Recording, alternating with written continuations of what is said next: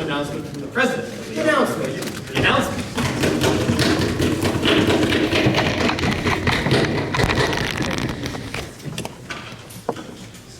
Thank you very much, Mr. Speaker. Members and friends, welcome this evening. Last week, the union held its annual Senior Prize debate. I'd like to congratulate Abby Carpenter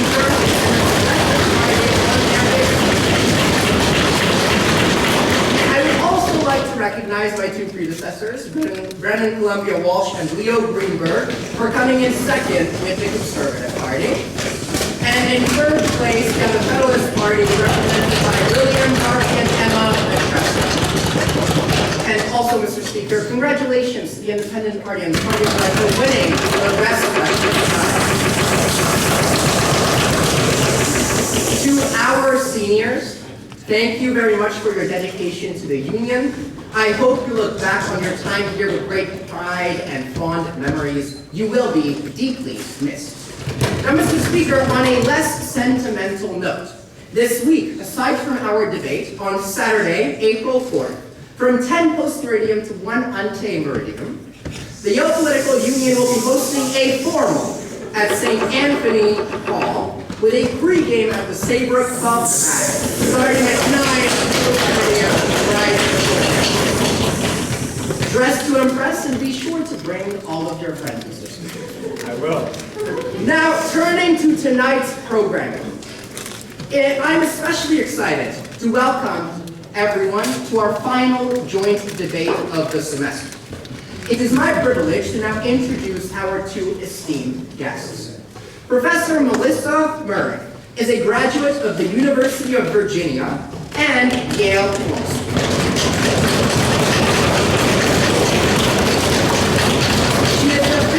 And Grace Stokes Professor of Law at NYU School of Law and serves as the faculty director of the Birnbaum Women's Leadership Center.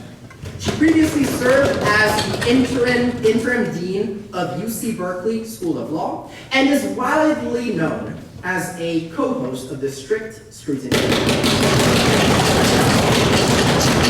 Our second guest for this evening is the Honorable Nathan L. Hecht, who is a graduate of Yale College, residing in Silliman College, as we discussed at the dinner. And he also studied at SMU Dedman School. He served as Chief Justice of the Texas Supreme Court from 2013 until his mandatory retirement at the end of 2024. A Republican from Dallas, Justice Hecht was first elected to the court in 1988 and was subsequently re-elected, I believe, 7 times to multiple 6-year terms. He currently is also a judicial fellow at NYU. Before we begin, I would like to remind everyone that Yale is committed to protecting free speech and peaceful dissent. Interfering with a speaker's ability to speak and the audience's ability to hear and see is not consistent with the university's free expression policy. Please note that both guests will be delivering opening remarks, and after just 4 brief student speeches, some closing remarks as well.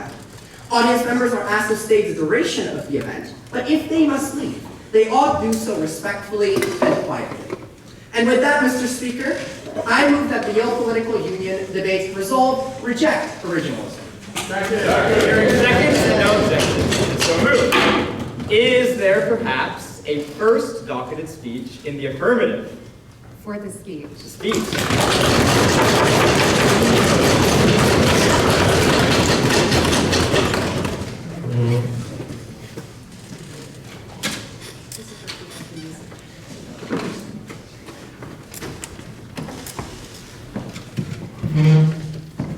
Thank you so much for having me back, David, and for this first invitation to participate in the debate at the Yale Political Union. The resolution is to reject originalism, and I'll begin by recounting an anecdote. 3 years ago, I was walking through the halls of Stanford Law School. No need to exactly. While doing so, I noticed an installation of several flat-screen televisions arrayed on a wall. I paused to watch as the screens flashed several different messages. One noted that there were 20 days until graduation. Another advised students to buckle down and get to it. Another one said, "You got this, there's only a few days until exams." And then another screen caught my attention. In large serif font, it asked, "What is the greatest scam orchestrated by lawyers?" There was a 3-second pause, and the screen went black, and then it flashed a single word, originalism.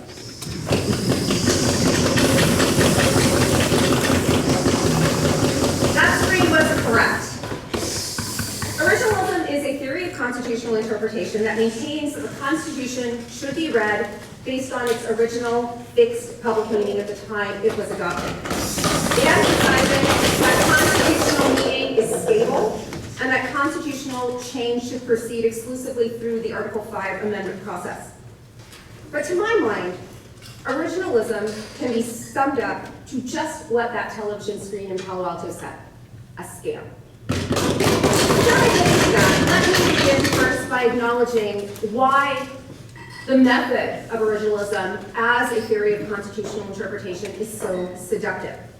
It is seductive because it is reductive. It promises simplicity, objectivity, and respite from the political prerogatives of unelected judges. It insists that democratic deliberation prevailed in our past, and that if we just remain faithful to the democratic outcomes brokered and codified generations earlier, they will guide us to resolutions in our present age. Originalism promises a neutral harbor in a sea of political turbulence. It tells us that the answers to the most complex problems of the 20th century, from digital privacy to reproductive rights, can simply be divined in the words and thoughts of men who lived generations ago. But does originalism live up to that promise? I can say emphatically that it does not. Originalism fails utterly to live up to its promise. And I'm not the first to make that claim. More erudite speakers than I have assailed originalism for insisting that we can actually divine a single meaning from the work of a collective of disparate founders. They've critiqued the method as shackling the present to the mores of the past, entrenching the dead hand problem and stymieing progress.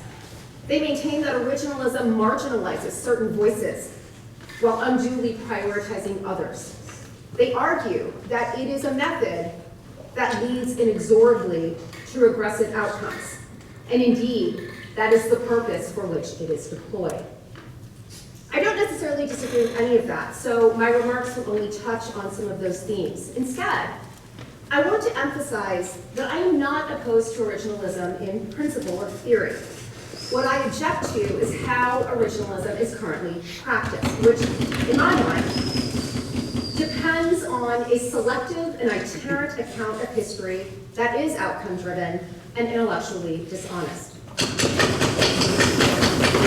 Let me first begin with the premise that originalism is rooted in a facile account of historiography, the craft of doing history.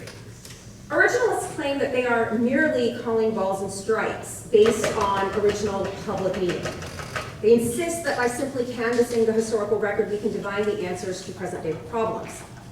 But that account by itself suggests that history is a neutral and objective enterprise.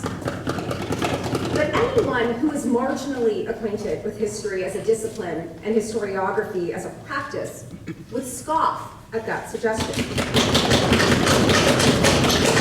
As Napoleon Bonaparte once queried, what is history but a fable agreed upon? History itself is an exercise in curation. Historians curate and compose the relevant archives. They decide what is worthy of inclusion and memory and what is not. History, by all accounts, is not an objective enterprise. Indeed, it is highly subjective. So much so that for the last 30 years, historians have been engaged in a pitched debate over historiography. Whose history is prioritized in our collective memory? Which archives are deemed worthy of preservation and prioritization?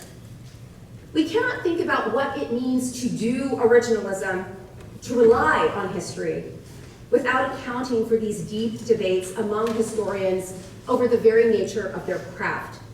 And yet, that is exactly what originalism in its various iterations does. It insists that there is only one knowable history, when in fact right now historians are debating exactly which histories should inform our understanding of the Constitution and its various founding moments. That debate suggests another complaint about originalism, another failing of originalism. It is not simply that identifying history that you use to determine constitutional meaning is in itself a subjective exercise. It is also that in doing originalism, you are utterly selective and itinerant in the history upon which you rely. The shift from original intent originalism to original public meaning originalism evinces this kind of selective historicism.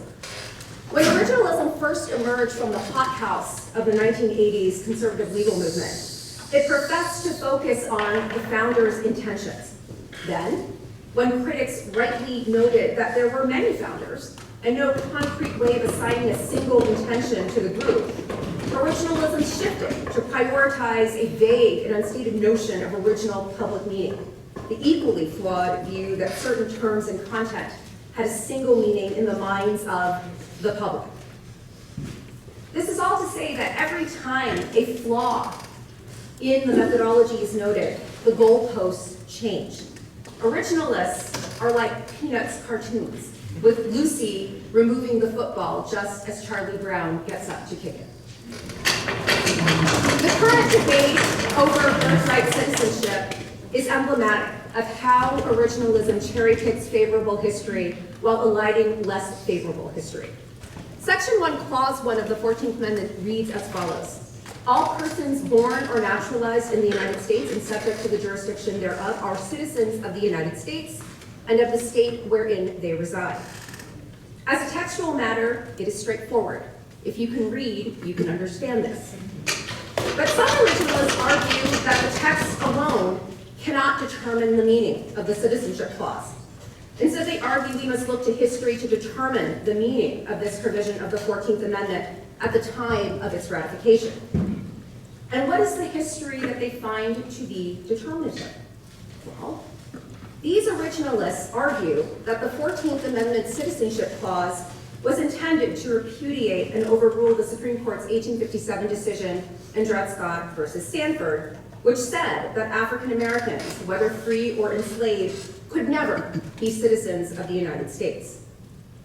Today, originalists argue that in repudiating Dred Scott, the framers of the 14th Amendment citizenship clause had only one mission in mind: to remedy the scourge of enslavement and to render African Americans members of the political community. On that originalist account, the 14th Amendment's citizenship clause only contemplates the inclusion of, as President Trump has put it, the babies of slaves. It was not intended to include the American-born children of foreign-born migrants. And some originalist academics have embraced this crabbed and narrow understanding of Section 1 as consistent with the original public meaning of the 14th Amendment and the Citizenship Clause. But the account purposely elides the history of Reconstruction and the context in which the 14th Amendment was debated and ratified. As an initial matter, the Reconstruction Congress, the 39th Congress, actively debated whether the 14th Amendment even needed to explicitly grant birthright citizenship. As some legislators of the time noted, the entire concept of birthright citizenship was entirely consistent with the common law tradition that Americans had adopted at the founding. So much so, it did not need to be spelled out in constitutional text. It was a common assumption that had been in place since the founding. Senator Benjamin Wade of Ohio acknowledged this common law tradition. He denounced Dred Scott as an unorthodox and ahistoric departure from that history and tradition, but he nonetheless insisted that it was important to make what had been assumed explicit in the 14th Amendment's text. Why was it so important to Wade to make the assumption of jus soli citizenship explicit? Because this nation was rapidly becoming a nation of immigrants. During the Civil War and Reconstruction, foreign immigration to the United States was a fact of life. The 1840s saw a massive influx of Irish migrants fleeing the Great Potato Famine. And in the 1850s, the gold rush led to Chinese and Asian immigrants migrating to the United States to work along the West Coast as miners and loggers. The fact of immigration and the presence of immigrants among us was part of the milieu in which Section 1 of the 14th Amendment was debated. And the debate was pitched in its concerns about how to think about birthright citizenship in the context of a rising tide of immigration. Responding to Senator Wade's broad vision of jus soli citizenship, Senator Edward Cohen of Pennsylvania mused, quote, "Is it proposed that the people of California are to remain quiescent while they are overrun by a flood of immigration of the Mongol race?" Cowen was forecasting the kind of nationalistic populism that has come to define the contemporary debate over whether Section 1 applies to the American-born children of undocumented migrants. Senator John Conness of California, himself an Irish immigrant, responded to this idea by endorsing, quote, "a proposition to declare that the children of all parentage, whatever, born in California, should be regarded and treated as citizens of the United States." Senator Thomas Hendricks, an Indiana Democrat, disagreed vehemently. He interjected to make the point that American citizenship would be irrevocably degraded if it was extended to, quote, "the Negroes, the Coolies, and the Indians." I recount this history not as an endorsement of these anti-immigrant sentiments, but to make clear that when the framers of the 14th Amendment were debating the terms of that article, they understood the political milieu and they understood the reality of life in the United States. They actively debated the meaning of citizenship in the context of immigration and the fact that immigrants lived among them. And they did so, and then voted unequivocally to enact a clause that enshrined a broad principle of birthright citizenship with exceptions only for the American-born children of foreign diplomats and the children born to members of Native American tribes, which were understood to be sovereign nations within the boundaries of the United States. Put differently, the framers of the 14th Amendment understood that what was up for debate was not only the citizenship of Black Americans, but also the citizenship of anyone in this country. And they debated the possibilities of what that would mean, and ultimately, they agreed and settled on a future as a nation of immigrants. That history, which is obvious and obviously accessible if you can research and read, is utterly absent from the originalist account I have described. And the real question is whether it will be utterly absent tomorrow when the Supreme Court hears oral arguments in Trump versus Barbara, a challenge to the Trump administration's executive order which seeks to rewrite the meaning of the citizenship clause to exclude from birthright citizenship the children of undocumented migrants and the children of immigrants who are lawfully present in the United States on temporary visas. But to be quite fair, the originalist account of the citizenship clause is notable because it actually does consider the ratification of the 14th Amendment and the views of the framers of the 14th Amendment. All too often, originalism remains stubbornly fixed on the original Constitution and its public meaning and the thoughts and words of the founders in 1787. All other seminal constitutional moments are overlooked. For example, in voting rights cases, originalists focus on what the framers intended when they drafted the elections clauses of Articles 1 and 2. There's very little discussion of how the Reconstruction Congress might have understood elements of the 14th and 15th Amendments to modify that founding disposition or to empower Congress to do the same. Nor are there accounts of the state-level conventions in which newly freed Blacks debated and discussed the terms of the amendment that would render them members of the political community. The Supreme Court's decision in Dobbs versus Jackson Women's Health Organization is also illustrative of these kinds of oversight. Dobbs overruled Roe versus Wade and rescinded a constitutional right to permanent pregnancy liability on the view that such a right was neither explicit in the text of the Constitution nor deeply rooted in the history and tradition of this country. And to reach that conclusion, Justice Alito, who wrote for a 5-justice majority, cited common law treatises as well as 19th century laws criminalizing abortion. Unsurprisingly, historians criticize his account of the historical record as over-reliant on particular sources and eliding others that were relevant. That critique, in my view, points to another failing of originalism, the notion that judges, most of whom lack meaningful training in the discipline of history, may be ill-equipped to do the work of identifying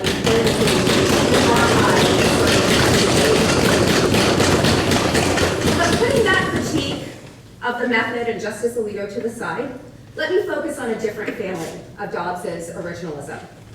In trying to determine whether the 14th Amendment's grant of liberty included the liberty of bodily autonomy, Justice Alito canvassed 19th century laws and treatises written by noted witch-burner Sir Matthew Hale. But he never canvassed the actual history of the 14th Amendment itself. And there was a rich history to be mined for constitutional meaning. The Reconstruction Amendments were drafted and ratified in the wake of the Civil War with explicit anti-slavery and abolitionist underpinnings. When they debated the meaning of liberty in the 14th Amendment, the framers of the Reconstruction Amendments were thinking of the juxtaposition between the citizen and the slave. What did it mean to be a slave? It meant that you had no control over your labor, that your body was subject to impositions by others, your master, other people. And in the case of enslaved women, it meant that you lacked the opportunity to have integrity in your family relationships. Your children could be sold away from you. You were ineligible for civil marriage. And more particularly, you were subject to the predation, both sexual and economic, of others. With that in mind, when the framers of the 14th Amendment drafted its terms, including its grant of liberty in the Due Process Clause, they thought explicitly about what distinguished the free man from the slave. And among those things was not only the ability to control one's own labor, but the ability to enter into a marriage, to have it recognized, to have control over your children, and to have bodily integrity, free from the imposition.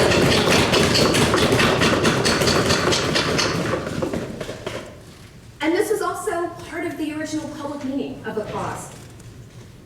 Harriet Beecher Stowe's seminal novel, Uncle Tom's Cabin, the most widely read book of the time, talked about the predation, the sexual predation of enslaved women by masters and other men in the economy of slavery. Harriet Jacobs, a former slave who was forced to bear her master's child, made the point more delicately. Slavery, she wrote, is terrible for men, but it is far more terrible for women. Those debates memorialized the discussion over enslavement and freedom, and they are part of the Congressional Globe, and they were readily accessible to anyone who chose to look for them. And yet they are entirely absent from Dobbs's account of liberty. This is all to say that even as adherents of originalism profess an interest in history, they are selective and itinerant in doing so. Instead, they argue that originalism is consistent with democracy, letting the voices of the people decide. But they decide which voices will be heard and which will be occluded. They emphasize moments of democratic deficit and force us to live by their confines, even as we move forward into a multiracial, multi-faith society. In that regard, originalism is a scam because it is at bottom an ideological project. Born in the 1980s, White House, DOJ, for the purpose of rolling back the gains of the Warren Court and the 20th century, the progress that was made toward a multi-race, racial, and multi-faith society. And so, as we consider whether to reject originalism, I urge you to think seriously about whether this is a principled theory. It can be, certainly, but as practiced, it is not. It is itinerant, it is selective, It is deeply anti-democratic, and it has no place in a modern democracy. Question for yes, or perhaps a question, Mr. Berry. I wanted to ask Professor Murray about what the alternative means of constitutional interpretation should be instead. Based on both her first and last remarks, it seems like historicism does have some kind of place. It's just a question of doing it correctly. And so I wonder, that's part one of the question, and part two is could there be, an originalist case for reinstating the so-called progress of the war in court? It's just about the way you're doing it. So as I said, I'm not opposed to originalism in principle. And in fact, there are members of the court who practice an originalism that is far less selective and itinerant than that practiced by other members of the court and academics. Justice Jackson, for example, has elevated the work of the framers of the 14th Amendment. She consciously talks about them in her opinions as framers, in the same way that you would talk about James Madison or Gouverneur Morris. Right? She's talking about Lyman Trumbull, John Boehner. We've never talked about these people. We don't even know their names the way that we do the 1787 founders. So there is a way to be more principled about originalism if you choose to do so, but that requires divorcing originalism from the ideological project that is its provenance, and that is harder to do. Now I know when people rail against originalism, as I have done for the last 20 minutes, the expectation is that you are a living constitutionalist and you wake up every morning from your very soft bed and you lick your finger and say, this way to rights. No, I'm not saying living constitutionalism is the alternative. Instead, I would root our move forward in the same methods that have rooted the Anglo-American legal tradition for generations. We have always had a sedimentary legal process, reasoning, common law reasoning of the sorts that judges do, reasoning by analogy. You don't need to look at whether the founders would have allowed you to have a gun at a summer camp. We don't have to ask, would James Madison have gone to summer camp? We can simply look at the text of the Second Amendment. Think about the fact that, yes, there were laws at some period of time at the founding that prohibited certain individuals who were deemed dangerous from having guns or limited the presence of guns in certain locations, and assume that maybe a modern-day summer camp where children are present would also similarly be a place where we might want to prohibit the unregulated use of firearms. There are common sense ways to do this, and it doesn't require creating an archive and making every judge an armchair historian. Further questions? Yes. Or question, Mr. McNeil. Thank you, Mr. Speaker.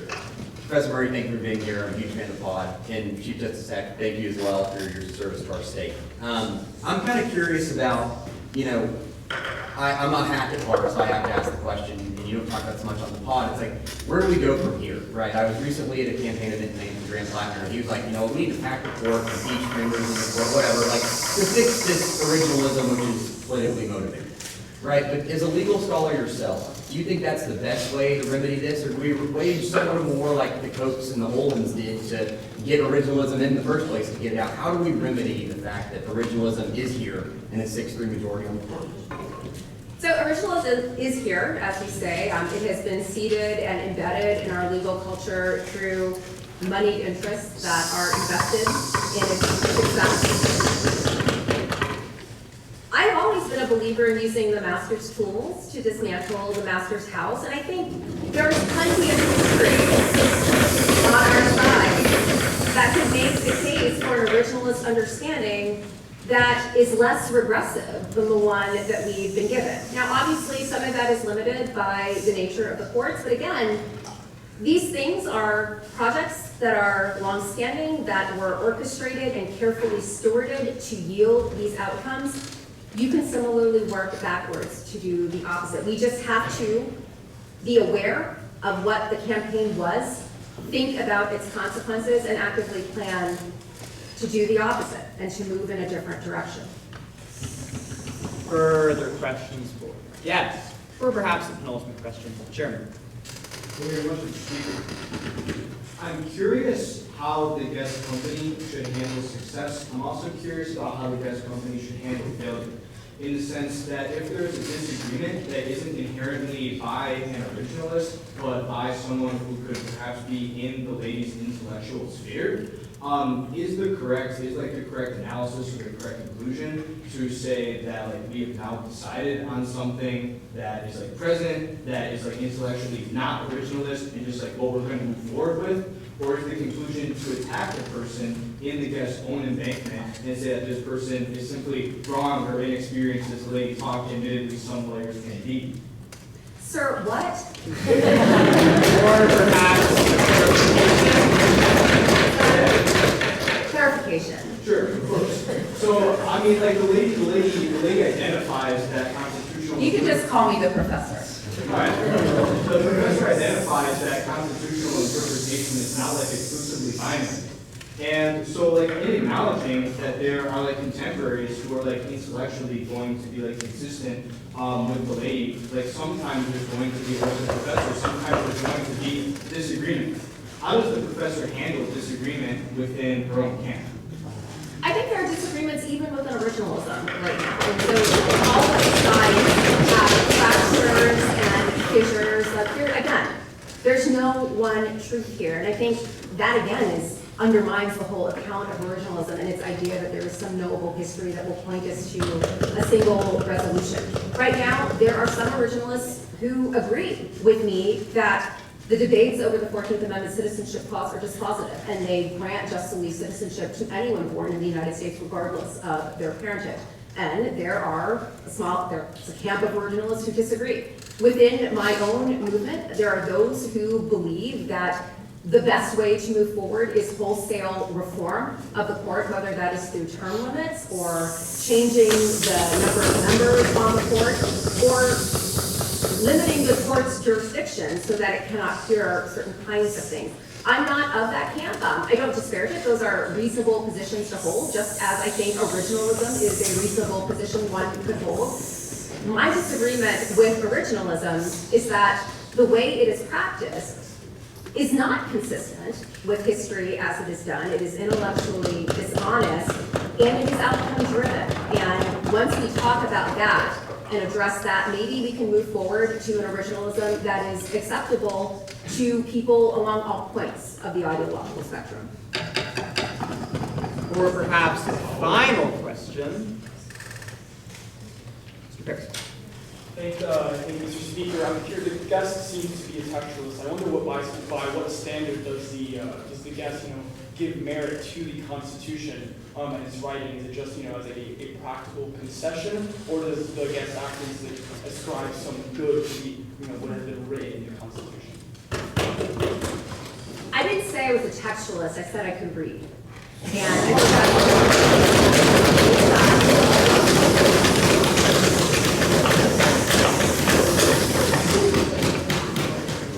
think textualism, is especially useful in the context of statutes where you're trying to understand what the legislature has done and what it means to do. But I don't think it is always dispositive. Sometimes other things can help fill in. Famously, legislators are not always great at drafting statutes. They make errors. They may not be fully possessed of the kind of expertise that you might need to implement a statute and actually make it work on the ground. So maybe other things are required. But I think in some contexts, text can be helpful in the same way history can be helpful. There's a difference between saying text is dispositive and history is dispositive, and I've not said that. Right, so where do I come out on the Constitution? This is our governing document. I don't think there's one single constitution. We have had many different constitutional moments. One, the founding is utterly fetishized to the exclusion of the others, but there have been different moments. There is 1868 and Reconstruction. There is the Constitution that emerges in the wake of the populist movement of the late 19th century and early 20th century. And there's arguably the Constitution that emerges in the wake of the New Deal and the Civil Rights Movement. How we think about all of those things, I think, should inform our understanding of constitutionalism as opposed to focusing single-mindedly on the framers and the founding and what happened in 1787. And with that, is there perhaps a first document speech, negative? speech. Speech.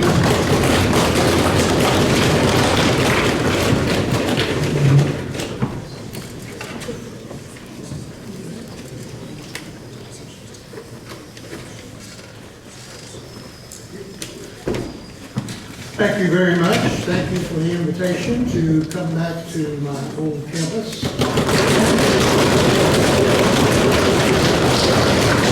Changed that much since I was here.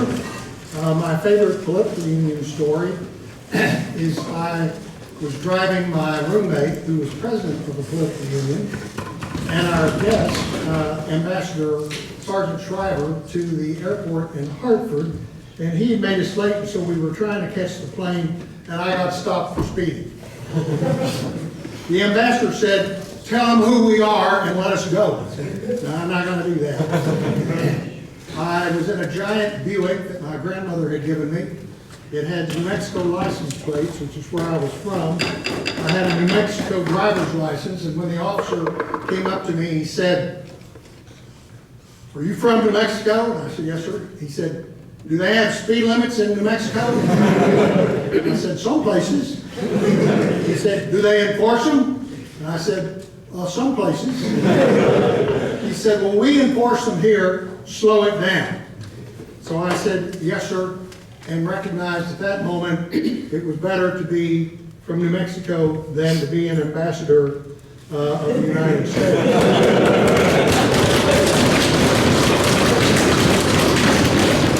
It was also my first introduction to originalism, because I knew he was going to say 70 means 70, and I was going to have to argue with that it didn't really mean 70. Hurry!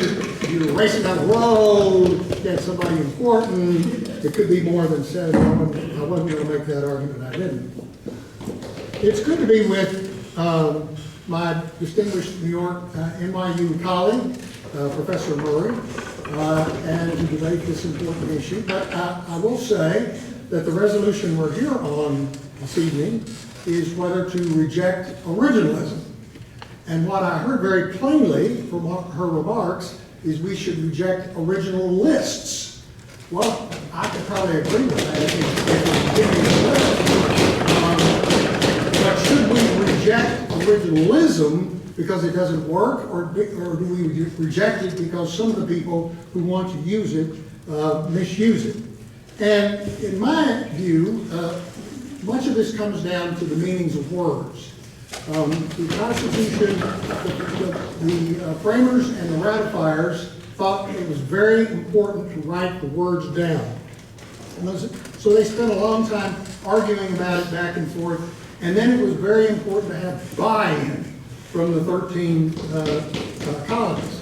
And so ultimately they got all of that, because you couldn't just say to the colonies, well, you know, here in Massachusetts, we think that it's better to carry a gun or not, or what do you think in Virginia? Well, they're not going to agree on that, so they have to agree on some sort of words or framing that could guide the principles that were going to govern all of us.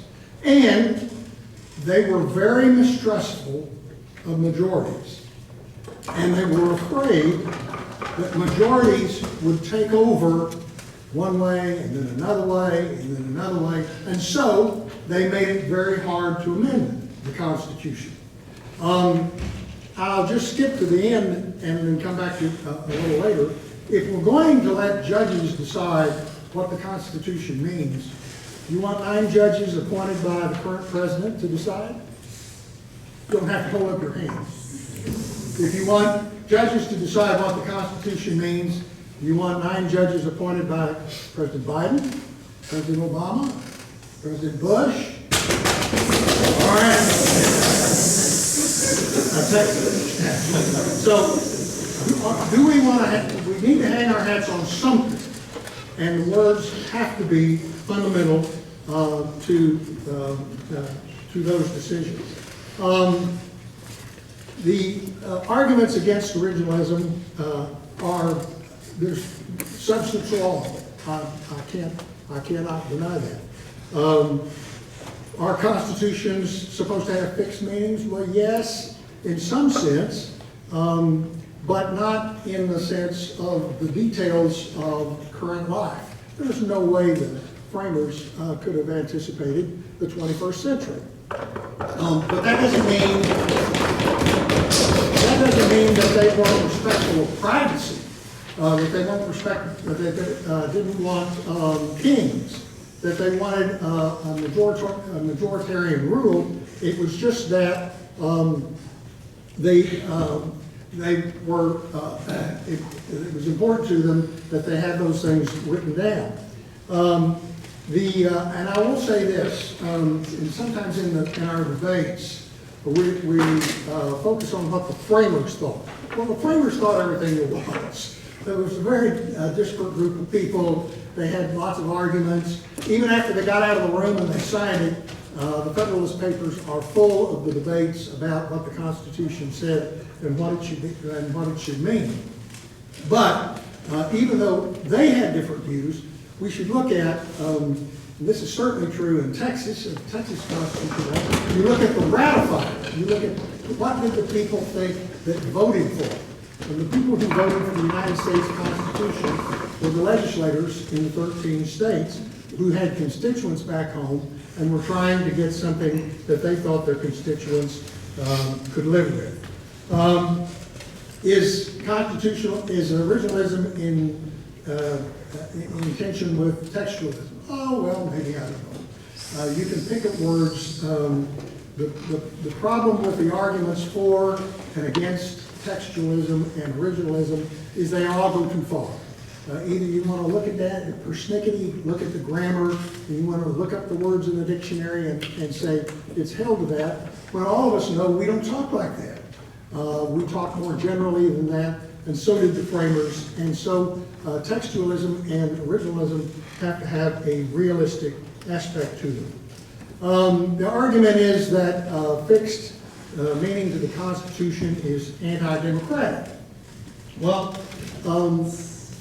it wasn't when it was done. When that was the path that was chosen by the framers and ratifiers, it was very democratic. That's what they wanted, and that's what they voted on. And so that was their choice of how the government of the country should be structured. So it was very important to them in a democratic way that the Constitution have some fixed meaning to it, at least that was subject to change, but only when proper majorities could be raised to make the change. The Constitution, some people argue that judicial review is undemocratic. Well, it is in a certain sense because you're asking a judge to say, this is what the Constitution means in your case, in your case, in your case. And if judges stick to original meanings, if they stick to text, if they stick to something, then at least you can go back and say, well, it wasn't just subjective, they didn't just make it up. Now, I totally agree with Professor Maury that if they're lying, if that's just pretext, if it's just pretense, well then of course.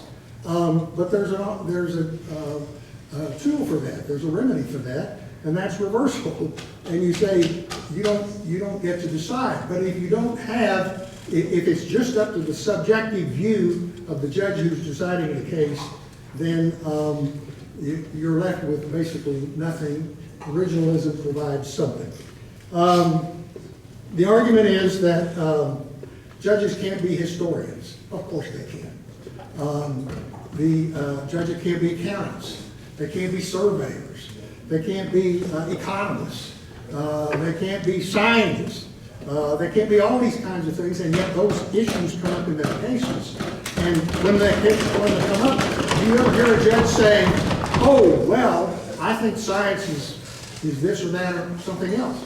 It's listening to experts, listening to lawyers argue, looking back at treatises and backgrounds that give you some idea of what the science that you're applying as a judge should be.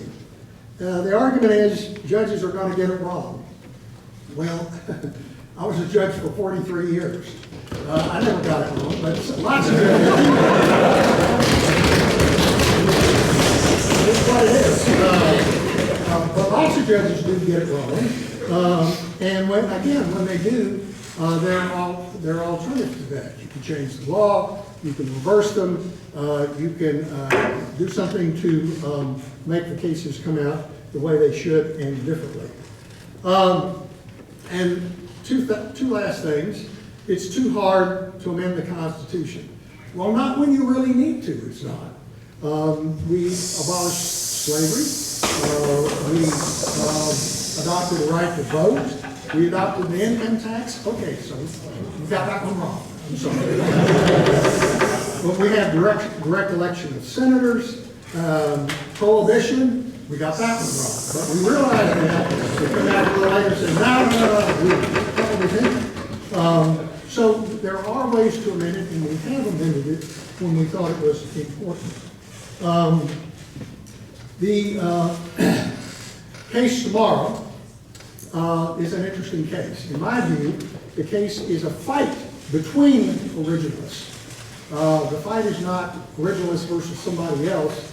It's one originalist group sees it one way, and the other originalist group sees it another way. The group of originalists that is in favor of birthright citizenship is almost everybody. 2 or 3 people have come up at the last minute and said, you know what, maybe not. If you go back and look at that, it could be this, it could be that. So there's an argument. It's a pretty small argument. I'm going to bet you, not very much, but I'll bet you that the birthright citizenship comes out in favor of birthright citizenship. But if it does, I want Professor Ramsey to buy me a cup of coffee and say, okay, the originalists got it right. Because I think that's the way it's going to come out. What's the alternative? There is an alternative, and it's not spoken about much, very much, but it is living constitutionalist. It is some form of judges just kind of looking out over the landscape, thinking about it, how they were raised, where they went to school, and therefore should it come out this way or some other way. And those are no real standards. And when you have that, then you have edicts. You have judgments that just come out the way the judge thinks they should. Now, the criticism of originalism is just an excuse, and the judges are already doing that. But if you take away the originalism, they're still doing it. And so at least the originalism gives you some way to look at something that is more substantive. One thing we all agree about is no kings. No kings, no kings, no kings. We don't want kings. And we don't want kings on the Supreme Court of the United States.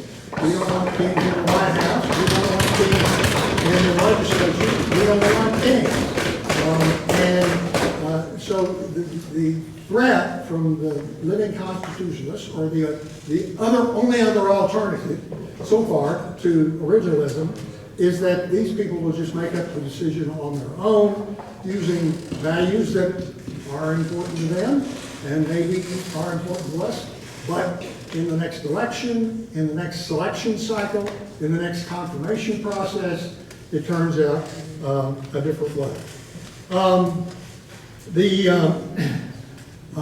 So the alternative, which was not really discussed, is very subjective. At least originalism gives you something to look at. Can it be misused? Of course it can be misused. But that doesn't mean it shouldn't form the basis of a decision maker. So you back to look and say, well, why did you decide this way? Well, because of this, and this. Which I don't mean to be cynical, but again, I've been a judge a long time.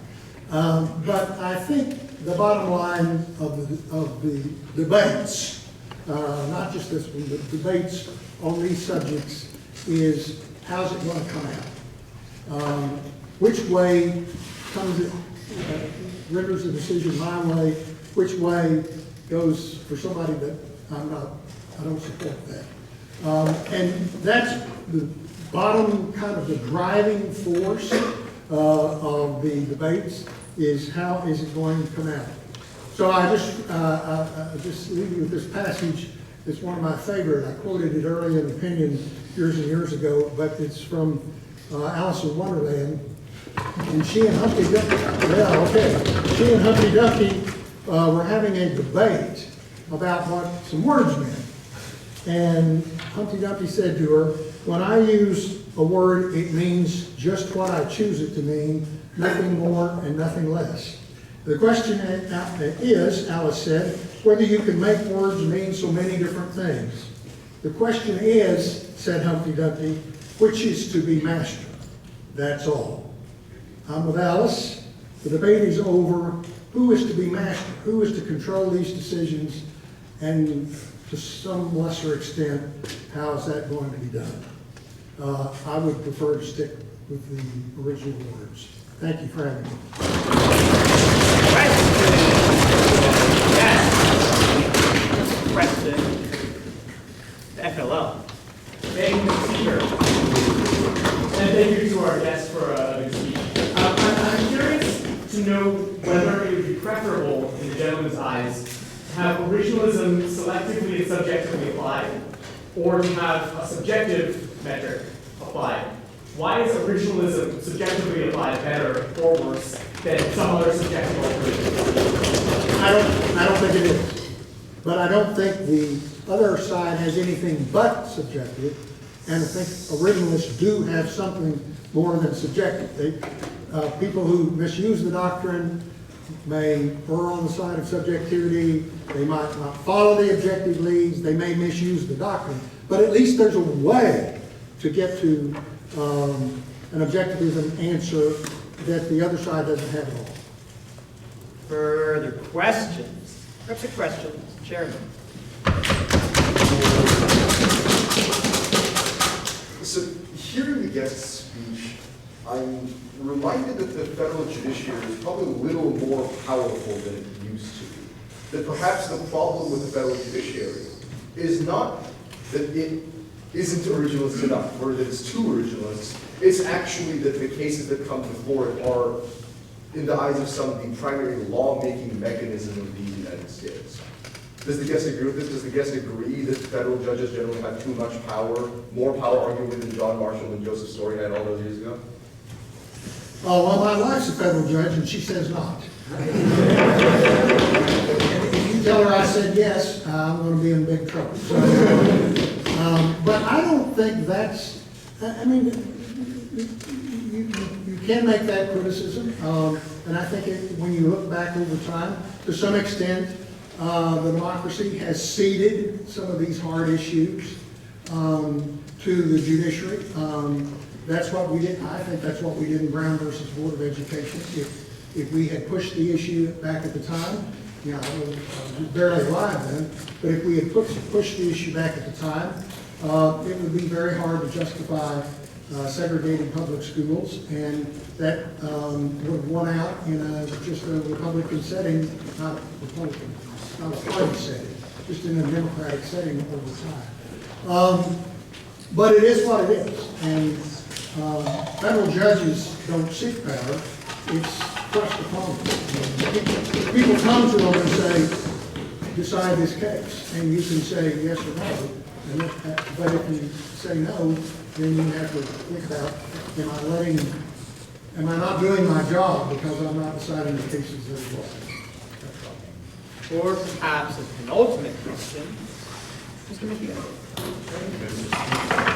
I'd like to thank the gentleman and the professor for their speeches and their presence today. It's an honor. I, as I often am inspired by the FLL and this question. I'm curious about the gentleman's point on the misuse of truth. Do the people who are misusing truth, who claim to be originalists, understand or believe that they are misusing truth or acting with subjectivity? And if they do not, how can we differentiate this supposed subjectivity from subjectivity of a non-originalist who claims to be an originalist? from someone who's just acting with subjectivity behind the veil of truth. So if someone is truly able to misuse the truth and not understand that they are doing it, how can we believe originalists to act with objectivity and not with some fake sense of credibility? I don't like to be critical, but I think the truth is, yes, some are misusing it when they know they're misusing it, and they know they shouldn't, and they're opportunists. I don't disagree with that. I think some say, well, I'm going to get with this crowd, and I don't necessarily share that view, but I agree with the bottom line. Others are saying, no, I'm really trying to think this through. I'm really trying to be true to the doctrine and not just impose my own views on other people. So as with anything else, there's going to be a spectrum of people. But that's not off the charts. For example, in the case tomorrow, if you look at the literature in the press, even just in the mainstream press, leading up to the case tomorrow, there's lots of criticism of the minority originalist view that has shown up, well, it showed up in the president's, as part of the president's case. So in that sense, it's not a minority. It's got the president of the United States behind it. But as far as scholars who claim to be originalists, it doesn't have much support. So if you can't talk them out of it, I think you can make that, you can show where the problems are when people are misusing the theory. And for perhaps final question, Mr. Russell.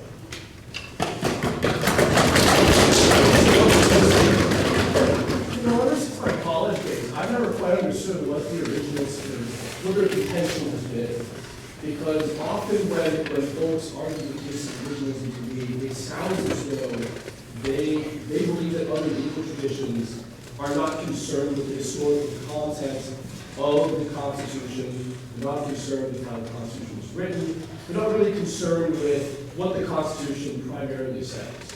I've talked to many Yale law students, many Yale law professors who disagree with originalism as a tradition, and that doesn't sound to me to be the main bone of contention.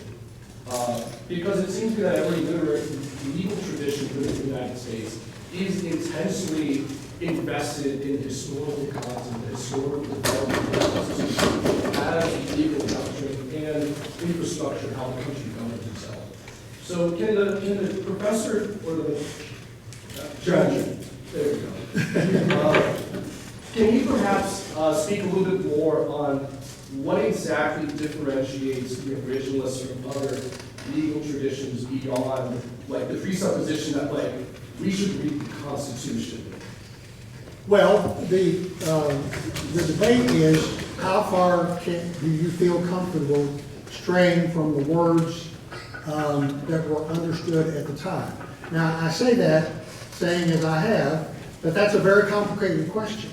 And even though the founding was beset with slavery, I regret to say it, we all regret to say it, even though that was the case, it doesn't mean that conceptions of privacy and cruel and unusual and other concepts in the Constitution don't transcend that. So that once slavery is gone, you still have those basic principles. So I think the question is how closely do you feel tied to the text, and how much liberty do you think you have to go beyond it just because you don't think it's right, and you certainly don't think it's right these days. And with that, the guest is thanked. Is there a second doctorate speech in the affirmative? Or speech?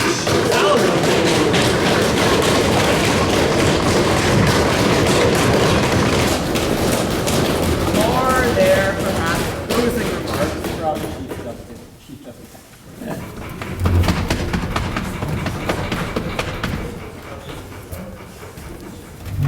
Very interesting and instructive, and the question I would like to ask a few minutes ago, if not originalism, then what? What are judges supposed to decide? Judges have compared to umpires. Umpires apply rules. They don't make up the strike zone, they just call whether the ball went through it or not. Without some measure of that, then you are left to a subjective system. The critics of originalism say, you've already got that, originalism doesn't help that. But it offers, for those who will apply it honestly, it offers a basis for explaining the rule to the people of the country that is based on something besides what Nathan Hecht thinks. And so for that reason, I think that originalism, for its flaws, and for the flaws of those who adhere to it, is a viable way of interpreting the Constitution. Mr. Speaker. Thank you. Are there perhaps heard?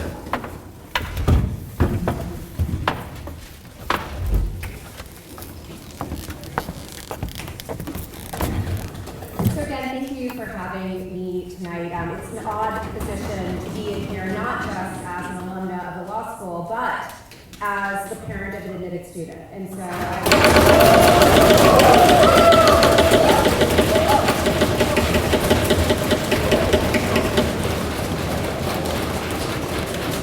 it's delightful to see such impressive students and such wonderful arguments and the tremendous fluency with which you have with this material. Let me come back to the point that I think Chief Justice Hecht made so articulately. Is the problem with originalism or with originalists? I would counter that you cannot disaggregate. This is a philosophy that trades in the vernacular of objectivity and democracy that was created for a political project. Then to make this country less democratic, to prioritize certain voices and to minimize others. And if we are to move forward with the kind of democracy that we now have, as fragile and maybe as fleeting as it may be, we must jettison our reliance on this faithless originalism. Maybe we replace it with a more open textured originalism that is rooted in a real interrogation of history. But what we have now is intellectually dishonest, facile, and intended to be regressive. Thank you. Thank you. Is there perhaps an appropriate motion? The motion. The motion. And then we make guests. Hearing seconds, no objections, it is so moved. Is there perhaps a further appropriate motion? Mr. Moore. Thank you, Mr. Speaker. I move the previous question. Hearing seconds and no objections, we will now come to a vote. Floor leaders, please come to the front.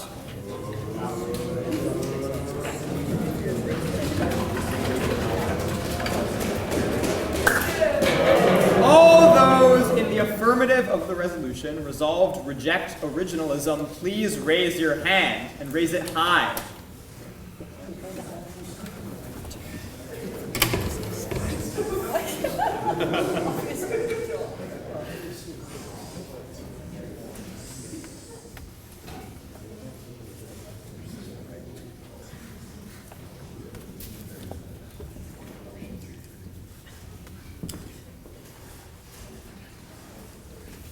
All those in the negative, please raise your hand.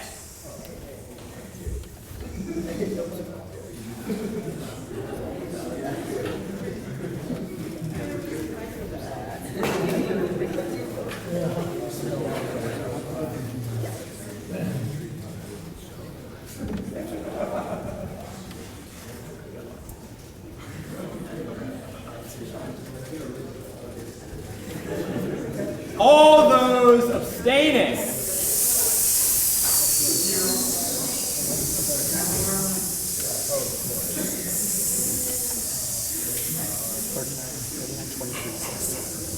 By a vote of 39 votes in the affirmative, 23 votes in the negative, and 6 shameful abstentions, this motion passes. Is there perhaps a final appropriate motion? Mr. Barry. I move that we adjourn. Second. Seconds and no objections. It is so moved.